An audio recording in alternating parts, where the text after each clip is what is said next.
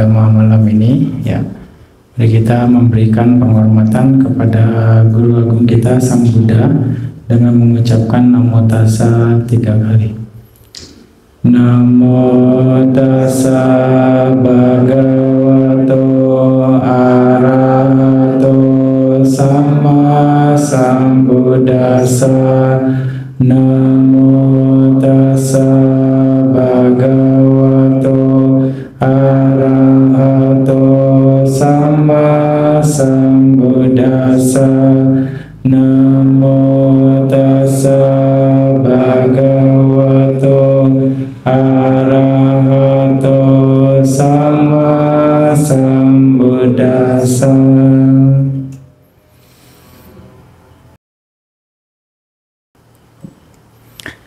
Oke.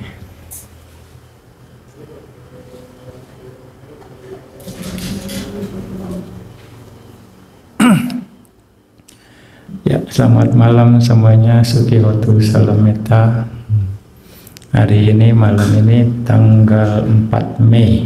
Tanggal 4 Mei di Wihara Dhammagiri Pupuan, Bali, dalam rangka retret, ya, selama kurang lebih 10 hari. Kita akan memberikan Dhamma Talk, ya, ceramah Dhamma tentang arus kebajikan atau hal-hal yang bisa terus menghasilkan kebajikan dalam batin seseorang. Ya, ini juga ya jadi catatan yang menarik untuk Anda nantinya, bahwa apa-apa saja hal-hal yang bisa membuat batin Anda tuh terus menghasilkan kebajikan, ya, arus jasa, ya, arus kebajikan. Nanti ambil dari Sutta Samyutta Nikaya, ya, punya Bisanda Sutta, Sutta kelompok 55 nomor 31 sampai 33. Jadi dalam sutta ini,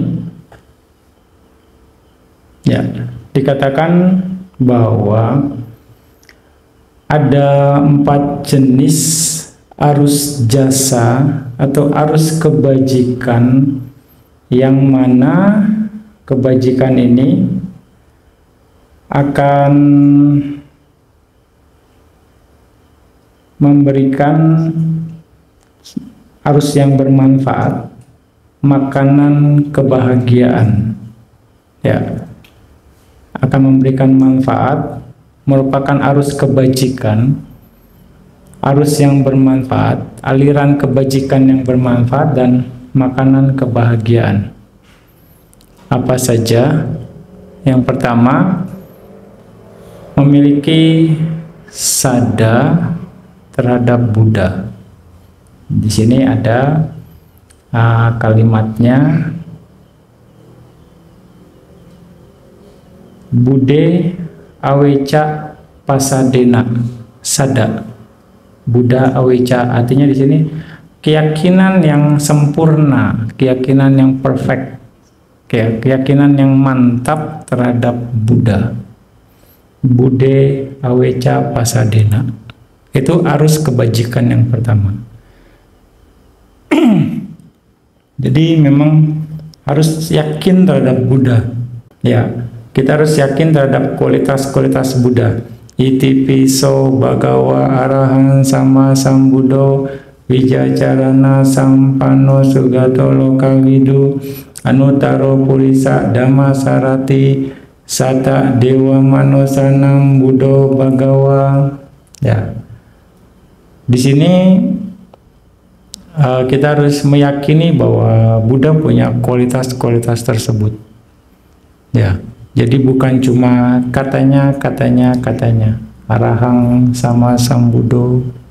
Jadi keyakinan kita harus mantap bahwa ada seorang manusia yang punya kualitas arahang sama sambudo, Wijacarana Sampano, arahang yang patut dihormati, ya, yang jauh dari kekotoran batin. Sama Sang Buddha, dia mencapai pencerahan atas usaha dia sendiri. Wijacarana Sampano, sempurna tingkah laku dan pengetahuannya. Wijacarana Sampano Sugato, yang pergi ke tempat yang baik. Artinya pergi ke tempat baik itu ya ke Nibbana. Sudah ke Nibbana, ada lagi arti dari Sugato, dia hanya bicara hal-hal yang bermanfaat. Sugato, ya, dia hanya berbicara hal-hal yang bermanfaat, hal-hal yang baik, hal-hal yang tepat waktu, itu Sugato. Lokawidu, Buddha mengetahui semua alam semesta, ya, semua alam semesta Buddha mengetahui, ya. Anuttaro Purisa Dhamma Sarati, penakluk atau pembimbing yang tiada taraknya, penakluk yang tiada taraknya, artinya bagi yang siap ditaklukkan. Bagi yang tidak siap, tidak bisa di situ. Ya, bagi yang siap ditaklukkan. Anuttaro Purisa Dhamma Sarati, Sata Dewa Manusanang, guru para dewa dan manusia. Ya, dewa saja berguru sama Buddha. Jadi dewa berguru dengan Buddha, juga manusia juga berguru dengan Buddha. Jadi Sata Dewa Manusanam, Buddha yang tercerahkan, Bagawa yang terberkahi.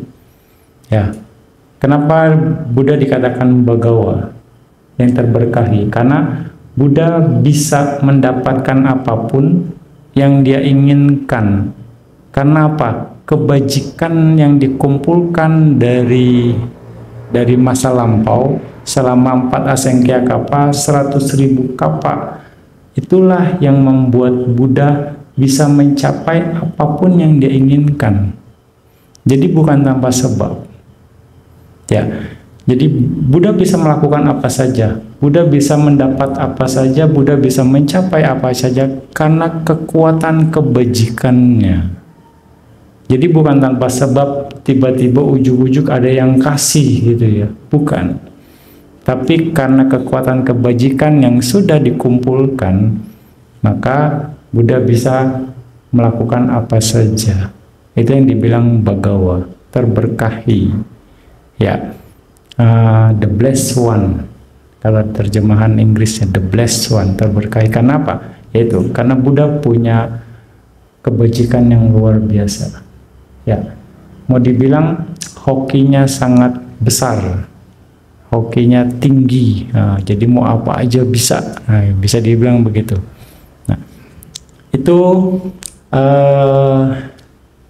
kualitas Buddha. Jadi kita harus punya keyakinan yang kuat terhadap kualitas Buddha itu sendiri, dan ada kualitas-kualitas itu ya dimiliki oleh seorang Buddha. Dan kita pun bisa memiliki kualitas-kualitas tersebut kalau kita mau. Artinya Buddha mengajarkan caranya, bisa dikatakan seperti itu. Lalu yang kedua adalah Dhamme Aweca Pasadena, keyakinan yang kuat terhadap Dhamma. Ya, kita harus punya keyakinan yang kuat terhadap Dhamma. Ya, confidence in the teaching, keyakinan yang kuat terhadap Dhamma. Ya, Dhamma telah dibabarkan oleh Sang Bagawa. Swakato Bhagavata Dhammo, Sanditiko Akaliko Ehipasiko Opanayiko Pacatang Veditabo Vinyuhiti. Ya, dan kita yakin bahwa Dhamma itu dibabarkan oleh Buddha, dan kita hanya mendengarkan atau mempraktekkan dhamma yang diajarkan oleh Buddha saja. Itu bentuk keyakinan kita. Kenapa kita bisa sekarang mempraktekkan dhamma? Karena ada Buddha. Ya, Buddha adalah sumber dhamma. Kita mendapatkan dhamma karena Buddha. Karena ada Buddha, maka ada dhamma. Tanpa Buddha, itu tidak akan ada dhamma. Nah, lalu bagaimana ciri dhamma yang Buddha ajarkan? Ciri dhamma yang Buddha ajarkan adalah yang mengikis kekotoran batin. Secara prinsipnya adalah yang mengikis kekotoran batin, yaitu mengurangi atau mengikis loba, keserakahan, dosa, kebencian, dan moha, kebodohan batin. Itu adalah ciri dhamma. Ketika kita mempraktekkan sesuatu, ya, mempraktekkan sesuatu dan itu mengarah kepada pengikisan loba, dosa, dan moha, itu adalah dhamma. Dan itu yang Buddha ajarkan. Tapi kalau kita melakukan sesuatu lalu menambah loba, dosa, moha, berarti itu adhamma. Kalau Anda menemukan ajaran yang bagus apapun, tapi ini malah menambah kekotoran batin Anda, loba, dosa, moha, ya, Anda harus tinggalkan itu, ajaran tersebut. Ya, Anda nggak jelas nih, ini mungkin katanya begini, katanya seperti itu. Ya, jadi Anda harus tinggalkan bahwa itu pasti adhamma. Kalau dhamma pasti akan mengarah pada pengikisan loba, dosa, dan moha. Lalu bagaimana Bante? Kalau misalnya saya praktek dhamma, tapi kok makin serakah saya Bante? Saya praktek dhamma, kok saya makin nggak suka sama orang Bante? Kebenciannya makin tinggi, ini gimana? Atau saya praktek dhamma, saya nggak ngerti, makin kayaknya kebijaksanaan saya nggak matang-matang, ini gimana Bante? Jangan salahin dhammanya. Ya, dhamma sudah sempurna dibabarkan oleh Sang Bhagawa. Hanya kita yang bermasalah secara understandingnya, pemahaman kita memahami dhamma itu sendiri yang bermasalah. Jadi kita nggak bisa menyalahkan dhammanya. Pasti ada sudut pandang atau poin-poin tertentu yang membuat kita tidak bisa menyelami dhamma itu dengan baik. Salah satu karakter dhamma adalah hanya bisa diselami oleh para bijaksana. Bagi yang tidak bijaksana, tidak matang, tidak akan bisa mengerti dhamma dengan baik. Nah, ini yang terus kita kaji lagi dan lagi. Sudah benar belum praktek dhamma kita? Sekali lagi, makanya di dalam salah satu sutta ular, ini sering Bante angkat. Belajar dhamma seperti pegang ular. Sekali lagi, pegangnya terus kepalanya, supaya pegang ular itu kepalanya, supaya kita nggak kegigit, nggak kepatok ular itu sendiri. Yang mana kalau kepatok ular itu justru kita akan bisa jadi mati. Kalau kita pegang badannya atau pegang buntutnya, kita akan kena gigit sama ular itu. Apalagi kalau ular itu berbisa. Ya kan? Sama belajar dhamma. Kalau kita nggak ngerti sedari awal maksud dari praktek dhamma itu apa, kita akan bermasalah di sana secara sudut pandang.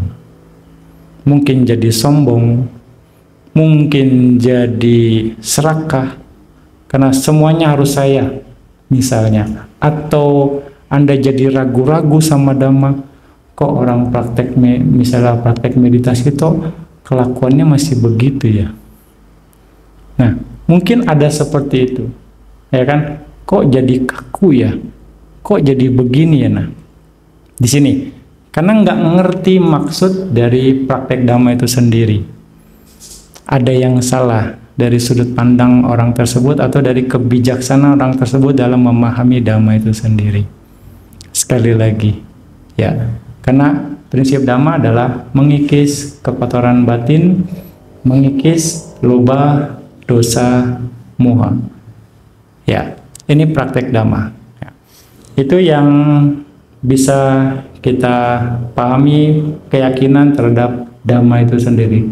Dan Dhamma tidak lekang oleh waktu. Ya, Dhamma tidak lekang oleh waktu artinya dari masa lalu, masa sekarang, masa yang akan datang terus berlaku. Apa yang berlaku? Hukum anicca, dukkha, dan anatta itu setiap masa akan terjadi. Lahir, tua, sakit, mati dari zaman dulu, zaman sekarang, dan di masa yang akan datang itu pun akan terjadi ke semua makhluk. Lahir, tua, sakit, mati, itulah Dhamma. Makanya bisa dikatakan Dhamma tidak lekang oleh waktu, dan bisa dibuktikan ehipassiko. Ya, dari zaman dulu ada orang yang ya lahir, tua, sakit, mati juga. Zaman sekarang juga ada. Zaman di masa yang akan datang itu juga ada nantinya. Hukum perubahan anicca, dukkha, anatta, hukum ketidakpuasan atau tanpa diri itu pun ada. Dari masa lampau juga ada. Di masa sekarang juga kita bisa lihat. Di masa yang akan datang pun sama. Dhamma itu ada. Makanya zaman sekarang Buddha menemukan 2600 tahun yang lalu Dhamma. Buddha hanya menemukan ya Dhamma itu sendiri. Ya, dan Buddha-Buddha sebelumnya di masa lampau pun menemukan Dhamma ini. Hukum anicca tilakkhana itu sendiri. Dan nanti Buddha-Buddha masa yang akan datang, ya paling dekat adalah Buddha Metteyya, akan juga menemukan Dhammanya ini. Sama. Jadi semua ada. Dan semua prinsipnya sama. Nah, itulah ciri dari Dhamma. Jadi, ini misalnya anicca nggak berlaku nanti 20 tahun lagi istilahnya. Semuanya bisa hidup kekal. Misalnya semuanya nggak ada yang jadi tua, semuanya muda terus gitu misalnya. Nggak mungkin, ya kan? Nanti akan diketemukan misalnya pil seumur hidup, pil abadi misalnya. Banyak orang yang mencari hidup kekal. Anda tahu sendiri kan cerita bagaimana seorang raja mengumpulkan para ahli kesehatan untuk dia supaya hidup kekal abadi. Yang ada cepat mati, ya. Karena ya dia masukin berbagai ramuan gitu kan. Akhirnya keracunan sendiri ya malah cepat mati, gitu kan. Nah, inilah yang dibilang misteri kehidupan. Kalau mereka, karena mereka tidak menemukan jawaban, jadi dianggap sebagai misteri kehidupan. Tapi kalau bagi Dhamma, sudah jelas. Kebenaran itu sendirilah misteri kehidupan. Apa? Yaitu, semua kondisi akan terkena hukum anicca, dukkha, dan anatta. Tidak akan lebih, tidak akan kurang. Inilah kebenaran Dhamma. Ya, Anda coba perhatikan. Ya kan, semua pasti terkena hukum tilakkhana, 3 corak yang akan terus kita alami. Masalahnya ya disadari atau tidak disadari, itu saja pemahaman kita kadang yang terbutakan oleh kilesa, tidak bisa memahami itu dengan jelas. Ya, nah kita harus punya keyakinan yang kuat terhadap Dhamma. Ya, confidence in the teaching. Ya, ini adalah arus kebajikan yang kedua. Lalu berikutnya adalah sangge awecca pasadena. Jadi keyakinan yang kuat terhadap sangga. Ya, confidence in the sangga. Seorang yang memiliki kuat kepada sangga, ya, sangga supatipano bhagavato sawaka sanggo, ujupatipano bhagavato sawaka sanggo, Nyaya Patipano Bhagavato Sawaka Sanggo Samici Patipano Bhagavato Sawaka Sanggo Yadidang Catari Purisa Yugani Atta Purisa Pugala Esa Bhagavato Sawaka Sanggo Ahuneo Pahuneo Dakineo Anjali Karaneo Anutarang Punyaketang Lokasati. Ya, itu adalah kualitas sangga. Ya, secara ini sangga di sini refernya adalah Arya Sangga. Ya, Arya Sangga.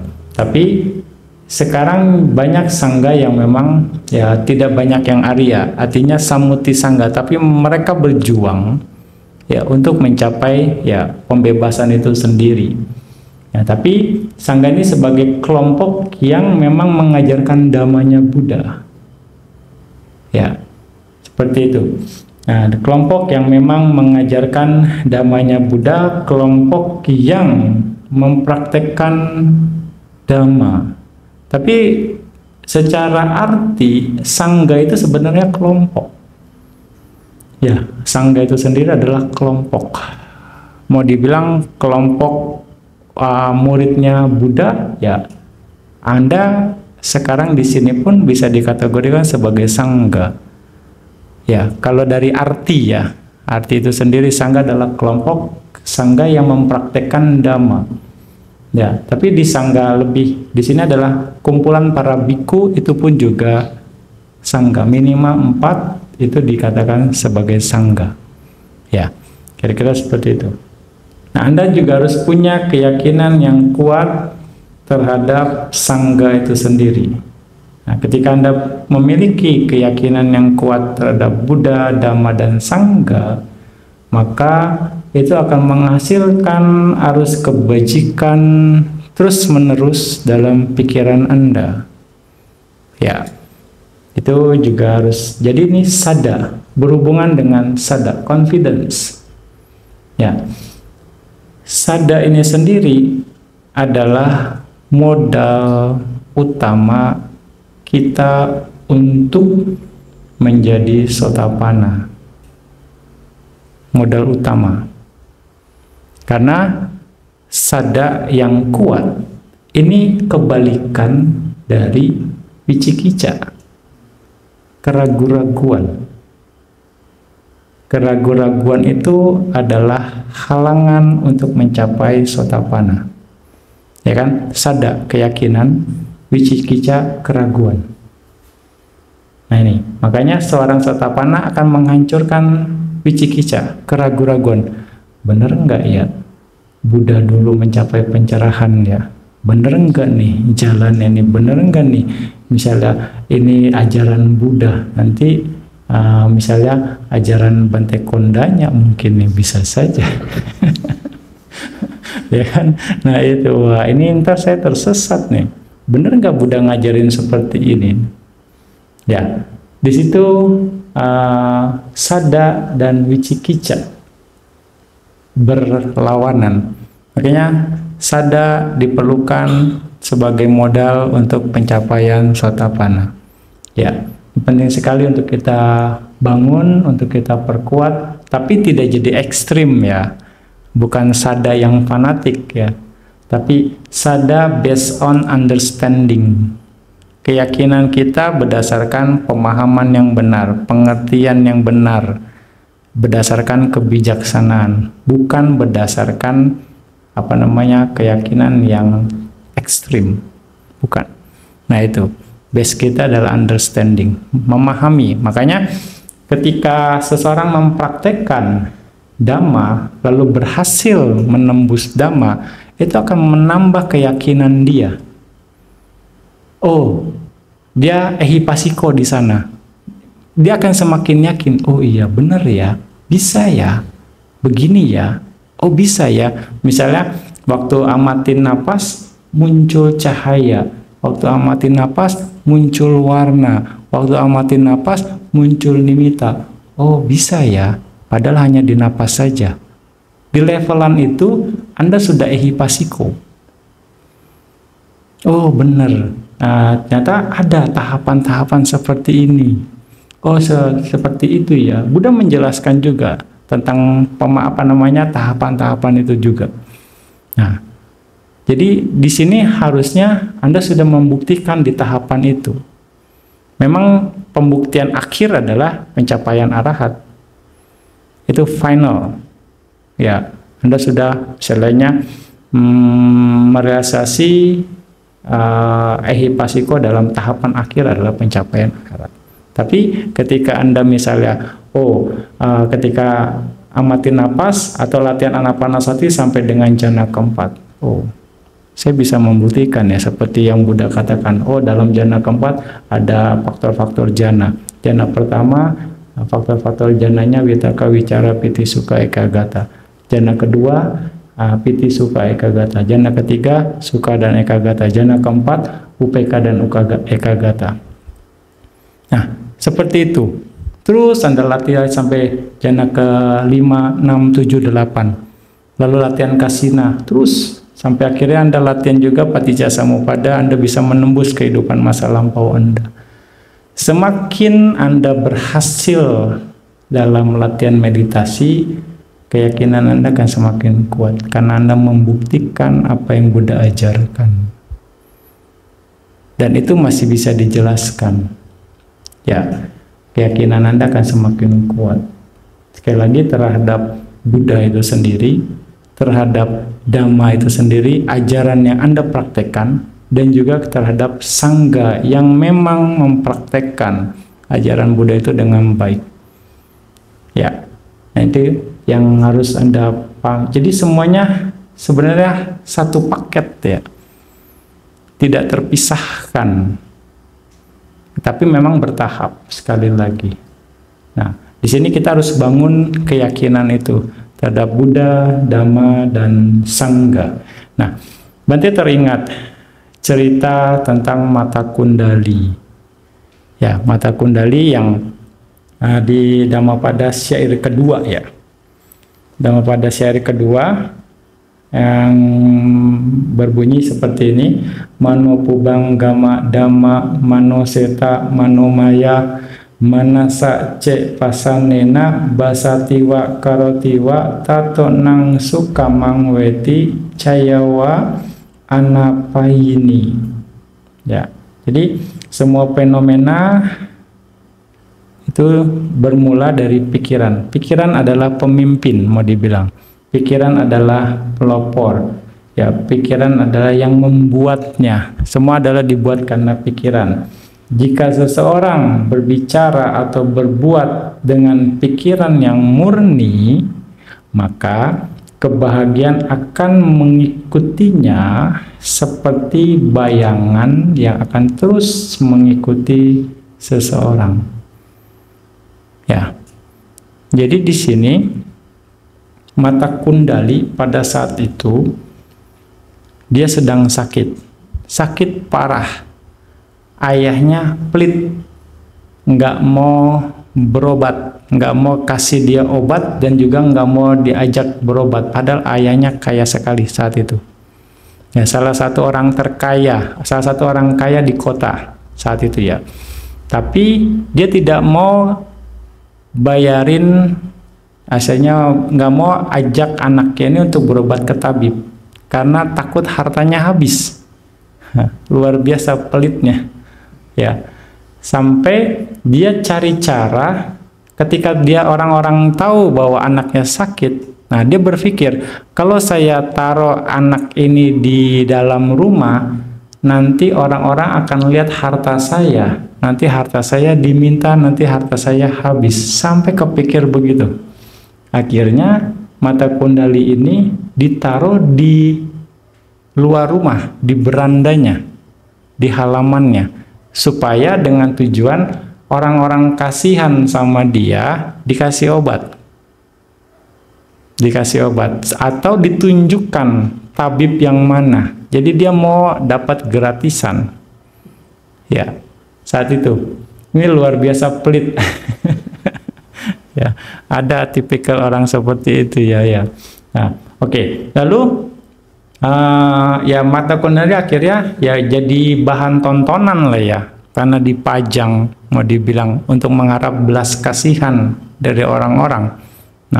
Nah saat itu Buddha melihat seperti biasa Buddha melakukan meditasi untuk melihat dengan maha karunanya siapa yang hari ini bisa ditolong oleh Buddha. Lalu Buddha melihat bahwa mata kundali ini siap ditolong oleh Buddha. Nah, akhirnya Buddha berjalan ke arah rumah mata kundali. Tapi mata kundali sendiri sudah sangat lemah di pembaringannya ya. Dan dia menghadap tembok saat itu berbaringnya. Lalu Buddha berdiri dalam jarak tertentu dan Buddha mengeluarkan cahaya tubuhnya. Tapi yang hanya melihat mata kundali saja. Ya. Nah, ketika ada cahaya dari Buddha, mata kundali seperti ada apa nih? Seperti ada yang beda. Lalu dia melirik ke arah Buddha. Nah, begitu melihat Buddha, muncul keyakinan dia. Dia terpesona, bisa dikatakan oleh penampilan Buddha, sehingga dia memiliki keyakinan. Tapi karena badannya sudah lemah, dia hanya bisa memunculkan keyakinan dalam pikirannya saja. Ya, karena lemahnya badannya itu dia udah nggak bisa pokoknya dalam pikiran aja dia memunculkan keyakinan dia terhadap Buddha karena melihat penampilan Buddha itu sendiri. Nah, tidak lama dia meninggal. Tapi dia meninggal membawa bekal keyakinan terhadap Buddha itu sendiri yang sangat kuat dan karma baiknya sangat luar biasa, kekuatan karmanya. Dengan bekal keyakinan itu, mata kundali terlahir di alam dewa. Nah, terlahir di alam dewa, menjadi dewa dengan cahaya yang begitu cemerlang. Tuh, ini cerita. Yakin terhadap Buddha bisa masuk surga. Nah, ini harus Anda angkat nih cerita ini. Ya, iya. Yakin terhadap Buddha bisa ke surga, jadi dewa. Itu mata kundali ceritanya. Jadi kita harus yakin ya. Jangan tetangga aja yang seperti itu. Angkat ini. Iya loh, ini salah satu ceritanya menarik loh. Mata kundali nggak kenal Buddha, hanya baru melihat sepersekian detik saja, gitu. Dan bisa terlahir di alam dewa. Nah, itu kekuatan keyakinan terhadap Buddha. Ya, sudah. Berarti ceritanya di situ aja, nggak sampai habis ya. Nggak sampai habis. Nanti hanya mau menunjukkan bahwa dengan kekuatan keyakinan terhadap Buddha, ya, seseorang bisa mendapatkan manfaat yang besar, arus kebajikan yang tinggi. Ya, kira-kira seperti itu. Ya, beruntung mata kundali bertemu langsung dengan Buddha pada saat itu, sehingga memunculkan keyakinan yang tinggi karena penampilan Buddha. Ya, karena auranya. Kira-kira seperti itu. Tapi ya, berdasarkan kasus ini bahwa ya keyakinan yang kuat harus kita bentuk, dan itu juga bisa jadi arus kebajikan yang sangat besar yang akan bisa mengantarkan seseorang minimal ke alam dewa. Anda harus yakini itu. Ya. Terus misalnya gimana caranya Anda supaya masuk surga? Yakin sama Buddha. Ya. Itu. Jadi Anda harus mau angkat isu ini loh, media.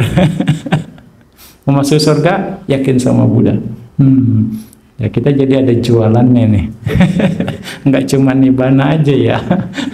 Jadi kalau orang mungkin yang belum siap, kalau nibbana kayaknya hampa gitu ya. Kalau yang belum siap ya, aduh gimana nih. Nah memang ya, kebijaksanaan seorang kan berbeda-beda ya. Kira-kira gitu. Nah, di sini yang harus kita pahami bahwa inilah salah satu bukti bahwa keyakinan terhadap Buddha bermanfaat. Keyakinan terhadap Buddha itu akan menghasilkan arus jasa yang tinggi.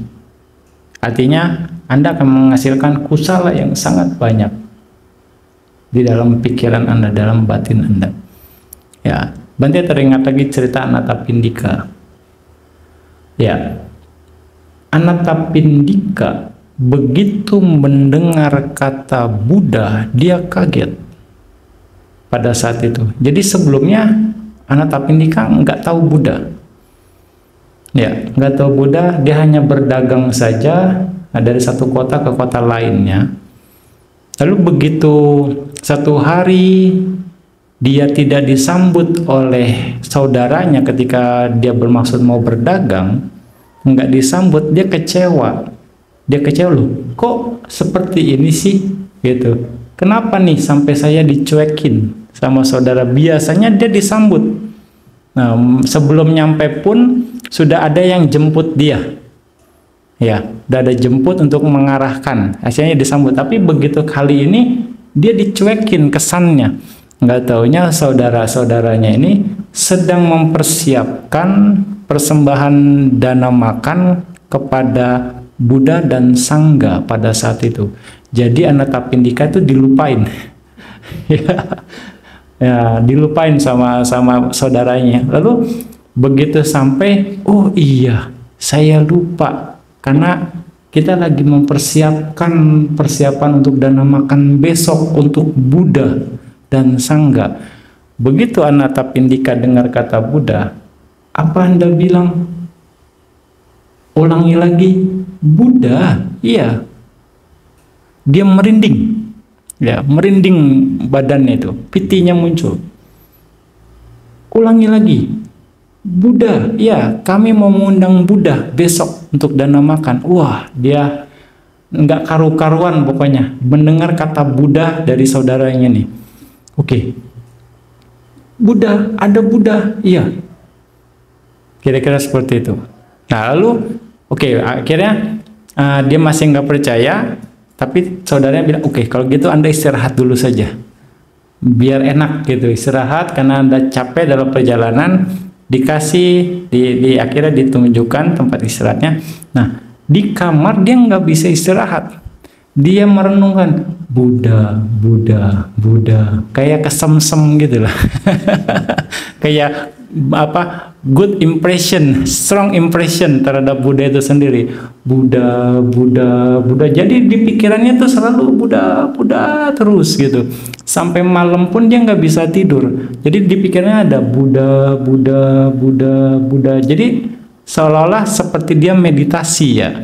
Meditasi Buddha Nusati. Budo, Budo, Budo, Budo. Nah, saking intensnya apa yang dia pikirkan terhadap Buddha itu, pikirannya tenang, terus kalimat Buddha itu ada dalam pikirannya, akhirnya badannya mengeluarkan cahaya. Ya, badannya mengeluarkan cahaya karena ada terus Buddha dalam pikiran dia. Nah, pitinya muncul, Budo, Budo, Budo, Budo, Budo, Budo, Budo, sampai dia nggak bisa tidur. Jadi ya, tanpa disadari ternyata dia sudah bermeditasi dengan mengingat ya, melafalkan Buddha itu sendiri, mengulang-ulang kata-kata Buddha, Buddha dalam pikirannya, dan itu menghasilkan cahaya yang sangat terang sekali pada saat itu. Nah, itu bentuk keyakinan terhadap Buddha. Ya, Bante nggak lanjutin lagi ceritanya. Ya. Oke, sebatas itu saja ya, biar Anda penasaran ya. ya itu. Nah, itu bentuk keyakinan ya, bentuk keyakinan terhadap Buddha. Ya, pada akhirnya Anathapindika akhirnya ketemu Buddha, dan hari itu juga hari pertama kali ketemu Buddha, Anathapindika menjadi Sotapanna. Ya, pada saat itu. Ya. Oke. Nah, itu cerita keyakinan terhadap Buddha. Ya. Jadi akan menghasilkan arus kebajikan yang sangat banyak, sangat tinggi, sangat bermanfaat. Ya, sangat bermanfaat, yang mana itu akan sangat menyenangkan, dikatakan di sini. Makanan kebahagiaan. Ini adalah arus pertama, arus bermanfaat, makanan kebahagiaan. Ya. Makan kebahagiaan batin bisa dikatakan. Ya. Besar sekali.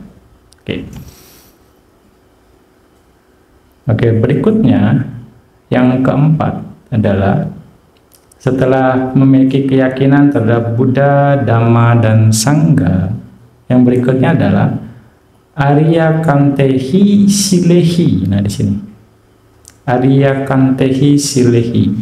Artinya di sini apa? Adalah memiliki moralitas yang disenangi oleh para mulia. Sila, silehi. Ya, ketika Anda menjaga sila Anda dengan baik, ketika Anda menjalankan sila Anda dengan baik, dengan benar, ini akan menghasilkan arus jasa yang sangat-sangat besar. Ya, nanti sudah sering angkat isu ini. Bagaimana pelaksanaan sila itu justru sangat luar biasa. Efeknya, ruang lingkupnya itu sangat-sangat dahsyat, bisa dikatakan. Ya, pelaksanaan sila itu.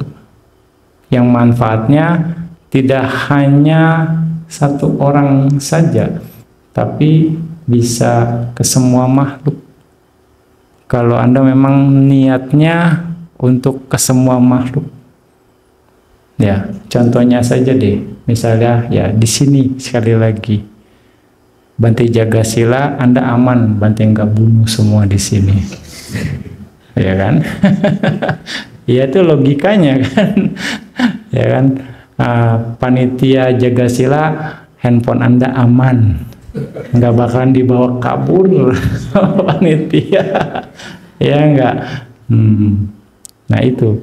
Jadi Anda meditasi anteng-anteng aja kan, nggak mikirin handphone, handphonenya hilang apa. Ya kan? Itu manfaat pelaksanaan. Jadi pelaksanaan sila itu akan memberikan atau membebaskan kita dari rasa takut, dari rasa gelisah, dari rasa khawatir, dari rasa penderitaan karena dibunuh, karena dicuri barangnya, karena ya diselingkuhin, karena dibohongin, dan karena lemahnya kesadaran yang bisa mengakibatkan pelanggaran-pelanggaran sila yang lain. Kita memberikan kebebasan rasa-rasa yang tadi itu, yang tidak mengenakan ketika kita menjalankan sila, ketika kita mempraktekkan sila dengan benar. Dengan kata lain, pelaksanaan sila itu memberikan rasa aman, rasa nyaman, ya kan, rasa damai, dan rasa bahagia ke semua makhluk. Ya kan? Handphone Anda nggak hilang, Anda aman nggak? Aman dong. Anda damai nggak meditasi? Damai dong. Happy nggak ya? Happy dong. Itu urusan panitia, bukan tanggung jawab saya, gitu kan. Misalnya, ya kan? Anda dapat rasa itu. Nah, ketika kita merasakan rasa aman, ketika kita merasakan rasa nyaman, ketika merasa damai, orang lain dekat-dekat kita nyaman nggak? Harusnya nyaman kan? Aman kan? Nah ini timbal baliknya. Ini efeknya. Efek langsung yang kita bisa rasakan. Makanya pelaksanaan sila itu akan memberikan manfaat langsung saat itu juga. Kalau kita melakukannya dengan benar. Ya sekali lagi. Kenyamanan akan Anda dapatkan juga. Karena apa? Anda memberikan kenyamanan. Keamanan akan Anda dapat juga karena Anda memberikan keamanan. Kedamaian akan Anda dapat juga karena Anda memberikan kedamaian. Ya kan? Kebahagiaan Anda akan dapat juga karena Anda memberikan kebahagiaan. Nah, dengan begitu manfaatnya besar. Dengan begitu Anda akan menghasilkan arus kebajikan yang terus-menerus dalam pikiran Anda, dalam batin Anda. Ketika Anda tidak melanggar dengan sengaja sila Anda. Sekali lagi. Nah, ya kan? Kalau misalnya deh, Bante andai-andai, ini Bante juga sering bilang, kalau misalnya diandai-andai semua makhluk kumpul di sini, semua makhluk kumpul di sini dengan kita, mereka aman nggak? Aman dong. Mereka damai nggak? Damai. Mereka nyaman nggak? Nyaman. Ya nggak? Mereka happy nggak? Pasti happy. Kenapa? Kita nggak akan bunuh mereka. Kita nggak akan curi barangnya. Kita nggak akan selingkuhin pasangannya. Ya kan? Kita nggak akan bohongin mereka. Semua. Ingat, lihat. Semua makhluk kita bisa lakukan. Kebajikan apa yang bisa kita lakukan untuk membahagiakan semua makhluk? Pelaksanaan sila. Berdana. Sanggup Anda kasih semua makhluk dana Anda? Nggak sanggup. Ya enggak? Dengan pelaksanaan sila, Anda bisa melakukannya. Ya kan? Misalnya Anda bertekad menjalankan sila ini untuk semua makhluk. Bisa saja. Melalui pikiran Anda, mindset Anda. Makanya dikatakan di dalam Abhisanda Sutta itu, tak terhingga makhluk akan mendapatkan manfaat. Berarti kan luar biasa sekali kan. Cakupannya, range-nya itu, ruang lingkupnya, jauh sekali. Ya kan? Hanya berdasarkan pelaksanaan sila. Hanya berdasarkan niat. Nah, kalau bisa dibilang, ada yang bilang, memang Bante, pelaksanaan sila dibilang lebih tinggi dari berdana. Emang gimana sih maksudnya Bante? Buktinya apa? Ya, buktinya apa pelaksanaan sila itu lebih tinggi dari berdana? Jelas-jelas Bante, kalau berdana nih, misalnya Bante dapat air ini. Ya, Bante minum. Jelas-jelas Bante happy. Kelihatan segernya gitu kan? Jelas-jelas kan? Mau dibilang kan? Dari hausnya hilang. Jelas Bante happy-nya kelihatan. Pelaksanaan sila gimana Bante? Bener nggak? Anda ada nangkep nggak nih? Ya kan? Gimana kelihatannya Bante? Pelaksanaan sila itu, ada yang bertanya juga. Manfaatnya apa? Oke. Salah satu Sayadaw mengkasih perumpamaan seperti ini. Kalau misalnya, ya, lebih bahagia mana? Kalau misal dibilang, Anda berdana kepada orang yang kasih makanan nih kepada orang yang lapar. Berarti kan kalah dana tuh ya. Yang dapat makanannya tuh wah, lagi lapar kebetulan nih. Nah, isinya waktu yang tepat. Happy banget kan? Nah, coba Anda bandingkan, bahagia mana? Orang yang mendapatkan makan pada saat lapar atau orang yang dibebaskan dari hukuman mati?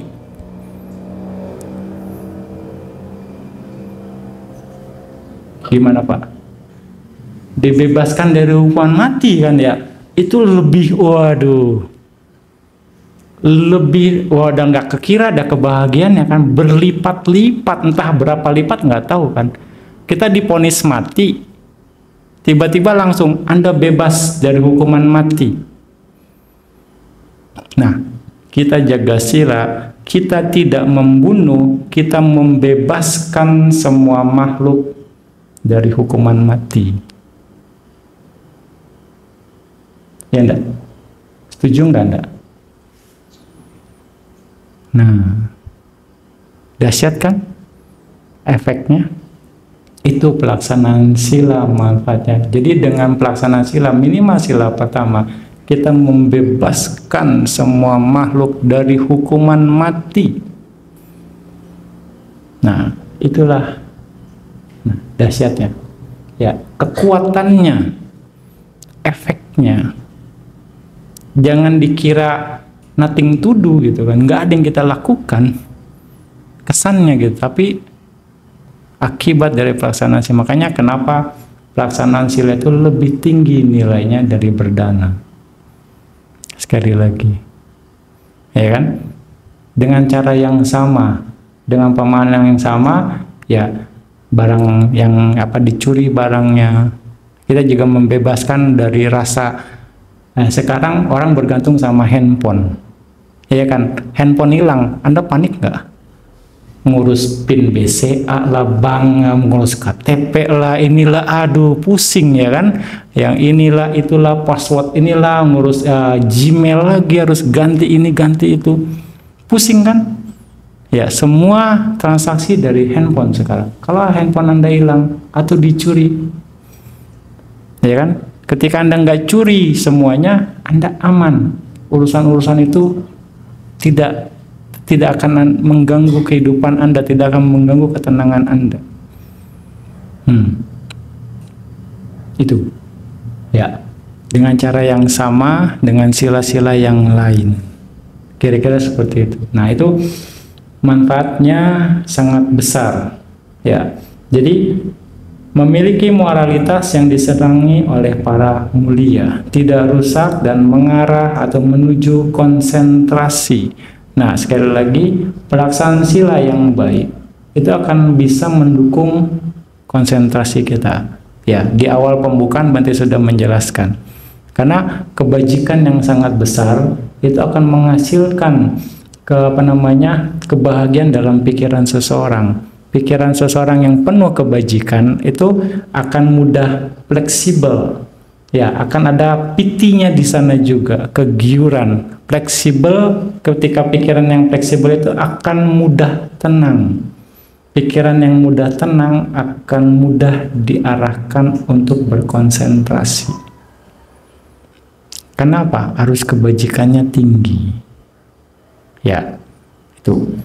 Ya, jadi Anda bisa paham nih ya. Ya, jadi sadar terhadap Buddha, sadar terhadap Dhamma, sadar terhadap Sangha, dan sila.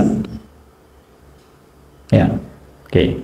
Berikutnya, sama dengan sutta yang sebelumnya, ditambahin satu poin lagi. Ya, sadar terhadap Buddha, confidence in Buddha, Dhamma dan Sangha. Lalu di sini yang keempatnya lagi di punya Abhisanda Sutta 6.32, Sutta nomor 32. Di sini dikatakan seorang siswa mulia berdiam di rumah dengan pikiran tanpa kekikiran, dermawan, bertangan terbuka, gembira dalam pelepasan, seorang yang tekun dalam kedermawanan, gembira dalam memberi dan berbagi. Jadi di sini caga, dana, mau dibilang dana atau caga, ini adalah arus kebajikan yang berikutnya. Ya, dana sambigarato, sadama dana samwibagarato. Di sini ada muta cago, pelepasan, gembira dalam pelepasan. Ya, caga. Ya, yang awal sila, yang ini caga. Ya, poin-poin ini sering Bante angkat belakangan ini. Nah, oke. Ini adalah arus jasa yang keempat di dalam sutta ini. Ya, yang mana arus ini merupakan arus kebajikan yang besar, arus kebajikan yang bermanfaat, dan makanan untuk kebahagiaan. Makanan untuk kebahagiaan. Berikutnya, sama dalam sutta yang lain, sada terhadap Buddha, Dhamma, dan Sangha, confident in Buddha, Dhamma, dan Sangha. Lalu yang keempat dari sutta yang berikutnya adalah Arya Sawako Panyawahoti Udayata Gaminia Panyaya Samanagato Ariyaya Nibedikaya Sama Duka Kaya Gaminia. Jadi di sini ya, a noble disciple is wise. Jadi para biku seorang mulia adalah bijaksana, memiliki kebijaksanaan. Ya, ia memiliki kebijaksanaan yang terarah pada muncul dan lenyapnya, yang mulia dan bersifat menembus, mengarah menuju kehancuran penderitaan sepenuhnya. Ini adalah arus jasa yang keempat di dalam sutta ini. Ya, gitu.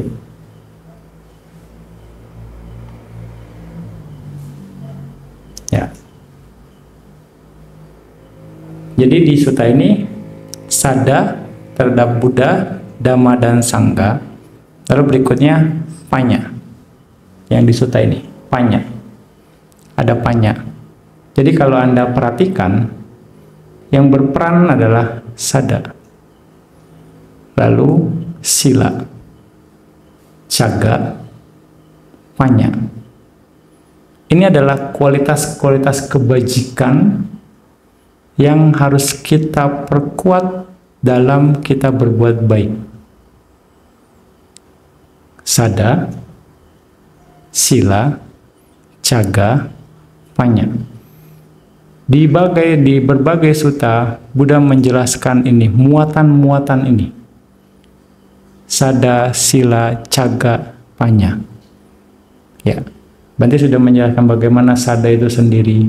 Ya, nanti Bante akan menjelaskan lagi mungkin lebih agak detail tentang arus-arus kebajikan ini. Sebenarnya ya. Ya, tapi sudah mau jam 9 sekarang. Ya. Jadi mungkin Bante akan melanjutkan mungkin Dhamma Talk berikutnya ya. Untuk kali ini mungkin cukup sampai di sini. Jadi inilah arus kebajikan yang harus Anda ingat.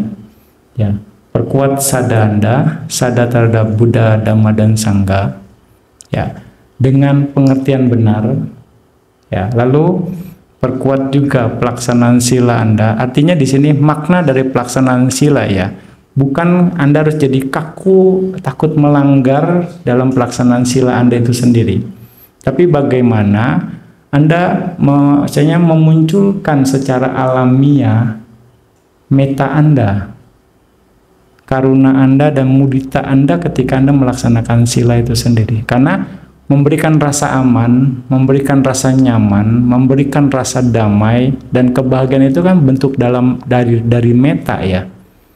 Secara alamiah harus Anda bangun itu. Jadi Anda melaksanakan sila untuk kebahagiaan semua makhluk. Itu motivasinya. Karena memang akan ke sana arahnya. Ya kan? Nggak mungkin kan Anda jaga sila supaya Anda nggak terbunuh kan. Ya jelas-jelas objek pembunuhan ya makhluk lain gitu kan. Gitu. Nah itu. Jadi seperti itu. Jadi lebih keluar.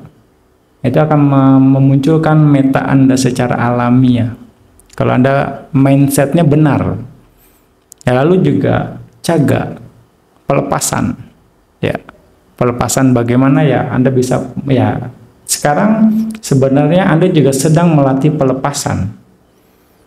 Ya, dalam 10 hari ini di sini ya Anda melaksanakan yang namanya nekama, pelepasan keduniawian sesungguhnya. Itu bagian dari caga dalam definisi yang lain ya. Ya Anda maunya gitu di sini gitu kan. Ya kan, kalau di Bali liburan, ini malah meditasi. Ya kan, ya itu kan, makan dibatasin, tidur diatur, ya jadwal diatur jadwalnya, nggak boleh harus ini nggak suka-suka gitu. Di Bali loh ini. Nah itu bentuk pelepasan Anda. Apa yang Anda lepas? Ego Anda sekarang. Ya kan, Anda harus ikutin sesuai jadwal, disiplin. Ya kan, Anda ya ikutin, ya diterima. Anda juga hidup dalam pemberian orang, bisa dikatakan saat ini. Yaitu ego Anda sedang dilepas. Ada pelepasan. Juga dalam objek meditasi, Anda harus lepasin semua objek yang bukan meditasi. Objek meditasi Anda harus lepasin semuanya. Juga kan pelepasan kan? Ya, tapi objek meditasinya jangan dilepas gitu. Mesti diingat, jangan kebablasan gitu ya. Semuanya dilepas termasuk objek meditasi lagi. Repot. Ya, objek meditasinya Anda pegang. Tapi yang lain Anda lepasin. Lepasin, ingat rumah, ingat anak, lepasin dulu aja, nggak bakal diomelin kok. Mereka tahu Anda lagi meditasi gitu. Ya, pokoknya dilepasin, bukan Anda nggak peduli, enggak. Gitu ya, lepasin semua, itu bentuk pelepasan ya. Caga dalam bentuk yang lain ya, seperti itu. Nah, berikutnya panya ya, nanti Bante akan bahas tentang ya, ini agak lebih terperinci. Panya itu sekali lagi kebijaksanaan ya. Bante sedikit lah tahu mana yang baik, mana yang buruk, tahu mana yang sesuai, mana yang tidak sesuai, tahu mana yang pantas, mana yang tidak pantas, tahu mana yang kusala, mana yang aku salah. Itu bagian dari panya. Ya, berikutnya adalah panya bisa berperan untuk mengendalikan kekotoran batin kita. Itu bagian dari panya. Ya, jadi yang istilahnya panya itu bisa menyingkirkan pancaniwarana kita. Nah, ini penting dalam meditasi. Ini penting dalam meditasi. Misal lagi malas, jangan males lah, ini lagi meditasi gitu. Nah itu. Aduh, isinya kesel gitu. Aduh, jangan kesel, sabar. Itu domain panya. Ya, aduh nggak tahu lagi konsen ini berisik amat gitu. Oke, sabar, latihan gitu. Nah, itu domain panya yang mengatasi kekotoran batin pada saat kita bermeditasi. Dengan reminder, dengan sabar, nggak apa-apa, latihan kok. Nah, itu panya Anda bekerja. Malas, rajin, saya harus rajin nih. Jangan kalah sama rasa malas. Itu domain panya. Mengatasi kekotoran batin pada saat meditasi. Ya, kira-kira begitu ya. Ya, jadi ini adalah arus kebajikan yang harus Anda ingat, yang terus kita perkuat sampai menjadi matang. Dengan begitu, apapun kebajikan yang kita lakukan dengan dasarnya ini, dengan modal ini, maka kebajikan kita itu akan sangat bernilai, akan sangat bermanfaat, dan merupakan arus yang arus kebahagiaan, makanan kebahagiaan. Apapun yang Anda inginkan bisa tercapai. Kira-kira seperti itu. Ya, sadu. Ya, nanti akan ada kelanjutannya ya. Jadi malam ini cukup sampai di sini saja. Oke. Ada yang mau bertanya?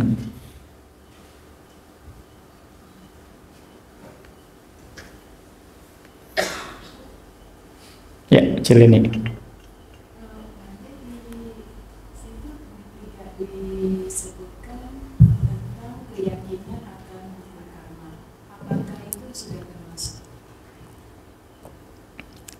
Di suta ini sih cuma terhadap tiratana saja sih. Konteksnya di tiratana, tapi cakupan sada sebenarnya termasuk dari yakin terhadap hukum kama. Ada 8 hal yang bisa membangkitkan sada seseorang, atau kita harus menempatkan sada terhadap 8 hal. Itu Buddha, Dhamma, Sangha, 3 latihan, terus masa lalu, masa sekarang, dan masa yang akan datang, dan juga hukum kama itu sendiri. cara bekerja hukum karma atau paticca samuppada, 8 faktor gitu. Tapi untuk yang ini di sutta ini hanya 3 saja ya. Oke.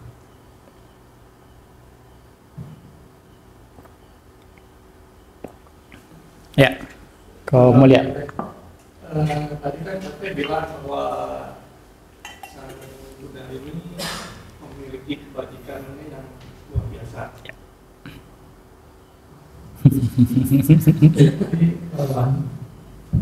Jadi tadi bilang bahwa sang Buddha ini memiliki timbunan kebajikan yang luar biasa.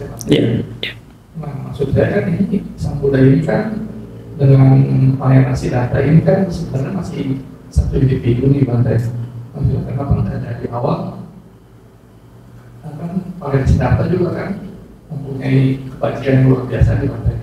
Karena terkondisikan mencapai kemudahan, baru kebajikan ini bisa berbuah kapan aja atau menjadi apa aja gitu, atau bagaimana Bante? Jadi dia mengikut ketika bodhisattva ya, sebagai bodhisattva juga di kelahiran terakhirnya itu sendiri. Jadi posisi Buddha, posisi bodhisattva untuk terlahir di keluarga kerajaan itu sendiri bagian dari akumulasi kebajikan yang bodhisattva lakukan. Terlahir sebagai pangeran, terus juga anak satu-satunya. Nah, itu juga hasil pilihan, mau dibilang dari dewa saat itu yang menunggu di alam Tusita ya. Itu pun juga akumulasi kebajikannya. Gitu. Jadi memang sudah ke bawah. Jadi bukan cuma hanya sekedar Buddha saja. Gitu.